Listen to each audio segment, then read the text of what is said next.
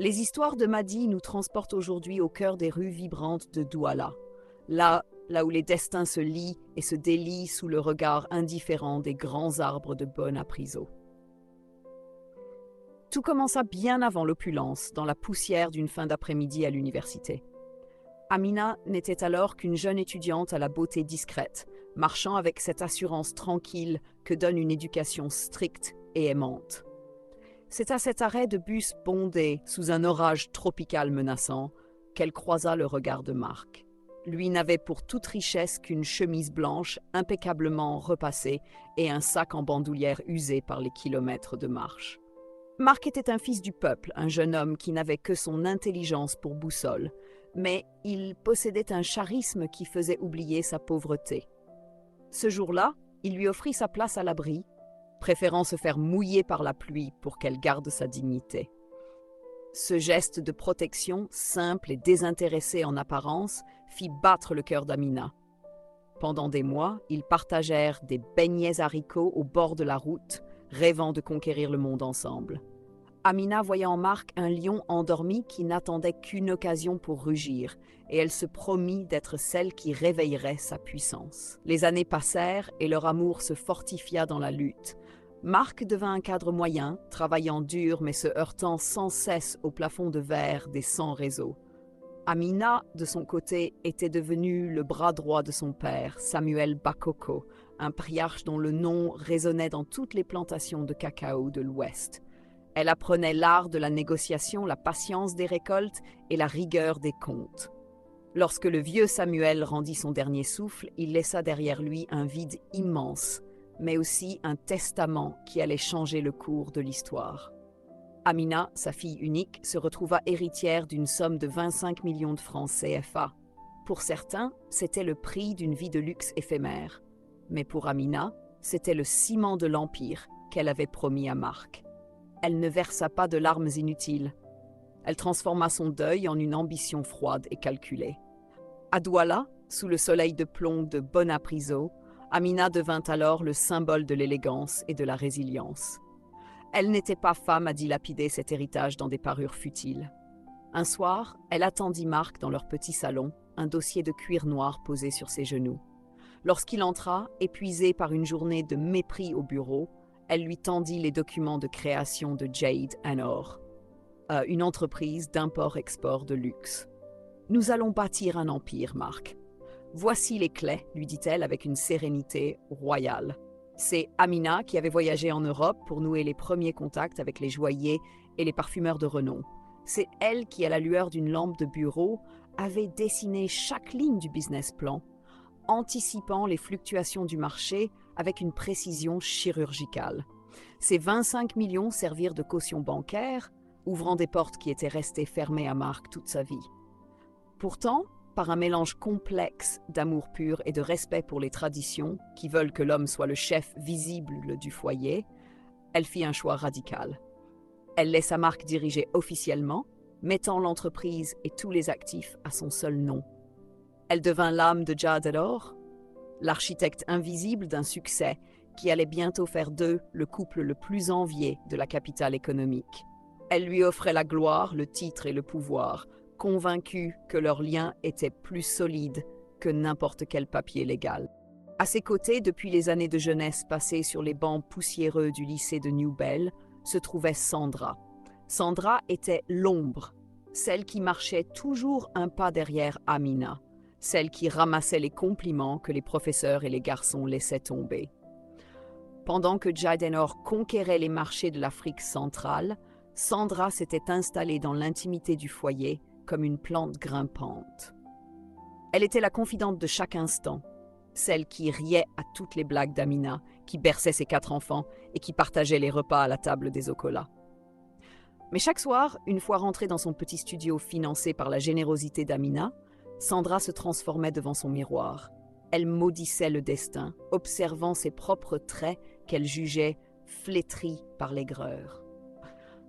Elle se demandait avec une rage sourde pourquoi Amina est-elle tout.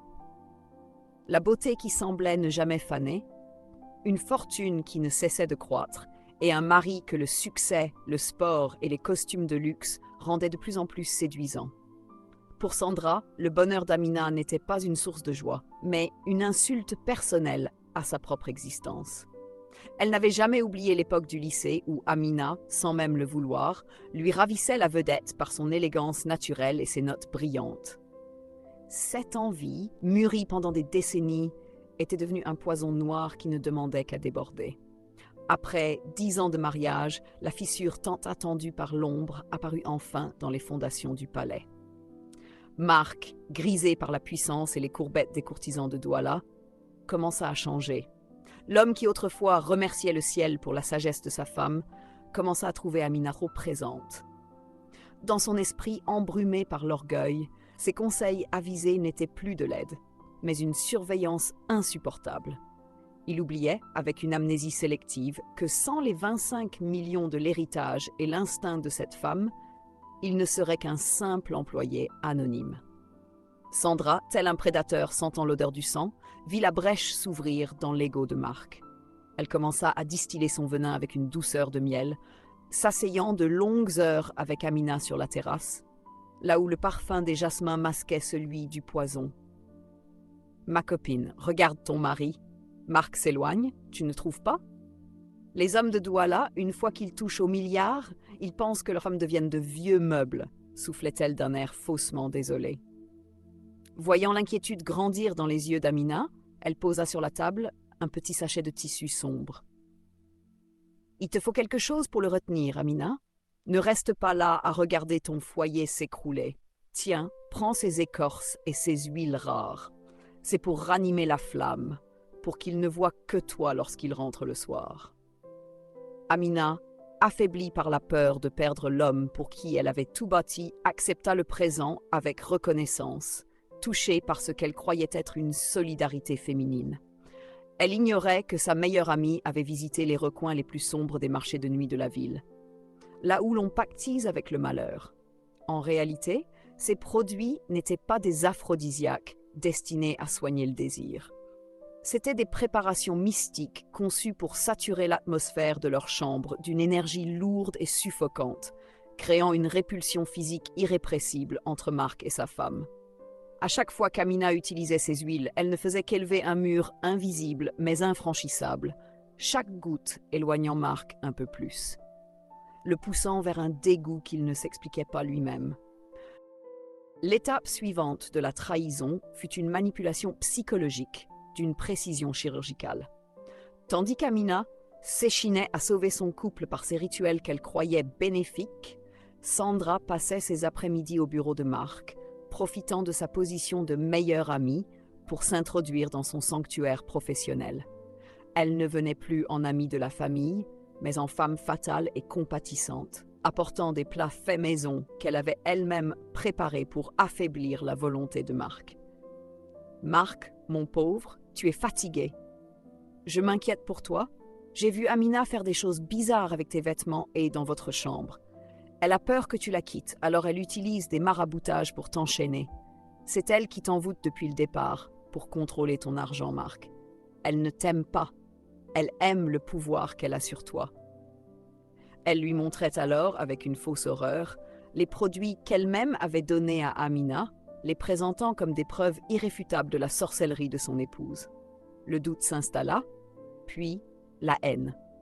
Marc, dont l'esprit était déjà embrumé par l'orgueil et les substances que Sandra glissait discrètement dans son quotidien, finit par croire au mensonge. Le divorce fut demandé dans un éclat de fureur, Marc hurlant qu'il ne voulait plus voir cette sorcière, qu'il avait, selon lui, manipulée pendant 10 ans pour s'approprier son succès. Il était bien décidé à tout garder, persuadé que Jaden Orr était son œuvre exclusive et que cette femme ne méritait que de repartir dans la poussière dont il pensait l'avoir tirée. La tempête éclata avec une violence que même les murs épais de la villa de Bonapriso ne purent contenir.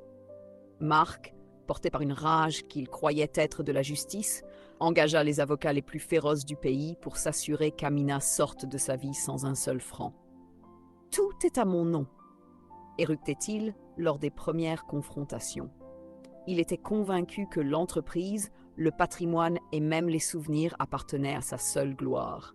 Sandra, tapie dans l'ombre du nouveau salon qu'elle occupait déjà, jubilait. Elle voyait Amina, la grande héritière, la femme de fer, s'effondrer sous le poids des accusations de sorcellerie et de l'ingratitude de l'homme qu'elle avait créé. Amina quitta le domicile conjugal avec ses 4 enfants, n'emportant que quelques valises et une dignité meurtrie, trouvant refuge dans un petit appartement de location, loin de l'éclat des marbres de Jaidor. C'est dans ce dénuement apparent qu'apparut Maître Vandy. Cet avocat au regard perçant, dont la réputation de probité était le seul luxe, fut touché par la détresse de cette femme qui, malgré l'humiliation, refusait de s'abaisser à la calomnie. Il vit en Amina non pas une victime, mais une bâtisseuse spoliée. « Madame, lui dit-il lors de leur première rencontre, le papier peut mentir, mais l'argent laisse toujours des traces indélébiles. » Pendant que Marc et Sandra célébraient leur victoire prématurée dans les boîtes de nuit de Douala, Maître Vandy et Amina s'enfermèrent dans des archives poussiéreuses. Ils remontèrent le temps, 10 ans en arrière, jusqu'à l'instant précis où les 25 millions de l'héritage de Samuel Bakoko avaient quitté le compte personnel d'Amina pour alimenter les premières traites de Jadanor.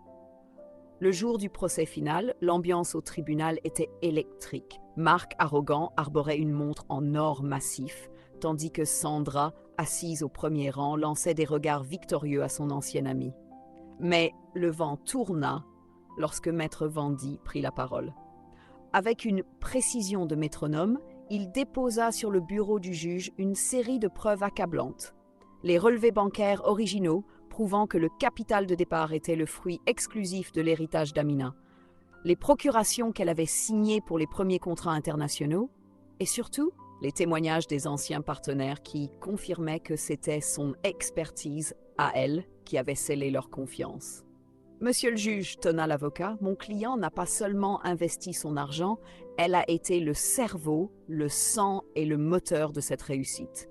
Le nom sur le papier n'est qu'un paravent pour l'ingratitude. » Le verdict tomba comme un couperet sur la nuque de Marc. Le tribunal reconnut la contribution majeure d'Amina et ordonna le partage équitable de tous les biens acquis pendant ces 10 années. Amina divorça en emportant la moitié exacte de tout ce que Marc possédait, comptes bancaires, propriétés et actions de l'entreprise. Humilié, Marc se consola dans les bras de Sandra, persuadé qu'il reconstruirait tout grâce à son génie supposé. Mais il avait oublié une vérité fondamentale. La chance n'est souvent que le reflet du mérite d'un autre. 2 ans plus tard, la réalité le rattrapa. Sans Amina pour corriger ses impulsions, sans ses contacts et sa vision stratégique, Marc accumula les faillites. Les partenaires, sentant que l'âme de Jador était partie, rompirent leur contrat. La poisse semblait s'être installée dans la maison. Et Sandra, voyant la fortune s'évaporer, commença à montrer son vrai visage, transformant leur foyer en un champ de bataille de reproches et d'amertume. Pendant ce temps, Amina, loin du tumulte, n'avait pas simplement survécu. Elle avait dupliqué tout ce qu'elle avait reçu du divorce. Avec sa part, elle fonda une nouvelle holding, plus puissante, plus moderne, et cette fois, exclusivement à son nom. Elle était devenue la preuve vivante qu'on peut voler le nom d'une entreprise, mais on ne peut pas voler le talent de celle qui l'a conçue. Un soir, Marc se présenta à sa nouvelle résidence, le costume élimé et le regard vide, implorant une seconde chance, accusant Sandra de l'avoir égaré. Amina le regarda à travers la vitre de sa voiture de fonction, sans haine, mais avec cette certitude glaciale de celle qui a juré de ne jamais regarder en arrière. Elle fit simplement signe à son chauffeur de démarrer. Il était riche en la quittant, mais il était désormais pauvre de tout, car il avait perdu la seule personne qui croyait en lui quand il n'était rien. La chute de Marc et Sandra fut aussi spectaculaire que leur ascension avait été arrogante. Dans la grande villa de Bonapriso, devenue un tombeau de souvenirs amers, les factures impayées s'accumulaient sous la porte sculptée. Sandra, qui n'avait jamais aimé l'homme mais seulement le piédestal sur lequel Amina l'avait placé, commença à montrer son vrai visage. La douceur de miel se changea en un fiel acide. Elle reprochait à Marc son incompétence, tandis que lui, hanté par le souvenir de la clairvoyance de son ex-épouse, sombrait dans l'amertume. On racontait dans les marchés de Douala que Sandra portait la poisse, que sa jalousie avait fini par consumer tout ce qu'elle avait touché. Finalement, elle quitta Marc lorsqu'il ne resta plus rien à saisir. partant avec le peu de bijoux qui lui restait, le laissant seul face aux huissiers et au vide de son existence. Pendant ce temps, le nom d'Amina résonnait avec une vigueur nouvelle dans les milieux d'affaires du continent. Elle n'avait pas seulement récupéré sa fortune, elle l'avait transcendée. Ses 4 enfants, qu'elle avait protégés du scandale avec une force de lionne, grandissaient dans un environnement de travail et de valeur. Elle leur enseignait que l'héritage le plus précieux n'est pas le compte en banque, mais la capacité à rebâtir sur des ruines. Amina était devenue une icône, une femme qui avait transformé une trahison dévastatrice en un tremplin vers une liberté absolue. Elle ne fréquentait plus les mêmes cercles que Sandra ou Marc. Elle évoluait désormais dans une sphère où la loyauté était la monnaie la plus précieuse. Un soir, alors qu'elle terminait une conférence internationale sur l'entrepreneuriat féminin, Amina vit passer une silhouette familière dans la rue à travers la vitre teintée de sa berline. C'était Marc, marchant tête basse sous la pluie fine, les épaules voûtées par le poids de ses échecs. Il semblait chercher dans la poussière de la chaussée le prestige qu'il avait autrefois gaspillé. Amina ressentit une brève pointe de pitié, non pas pour l'homme qu'il était devenu, mais pour celui qu'il aurait pu rester s'il n'avait pas laissé l'orgueil et le venin d'une fausse amie l'aveugler. Elle repensa à ce jour à l'université de SOA, au parapluie partagé, et comprit que ce Marc-là était mort depuis longtemps, enterré sous les mensonges de Sandra. Elle détourna le regard et demanda à son chauffeur d'accélérer. Elle avait un empire à gérer, des contrats à signer et une vie à honorer. Marc avait oublié qu'elle était la source, le fleuve et l'océan de leur réussite. En la quittant, il s'était coupé de sa propre chance. Il regrettait amèrement, ses larmes se confondant avec la pluie de Douala, mais il savait au plus profond de lui que c'était trop tard. Amina avait juré que jamais elle ne reviendrait, non par rancœur, mais par respect pour la femme qu'elle était devenue. Elle ne se retournerait plus jamais, car devant elle, l'horizon était vaste, doré, et surtout le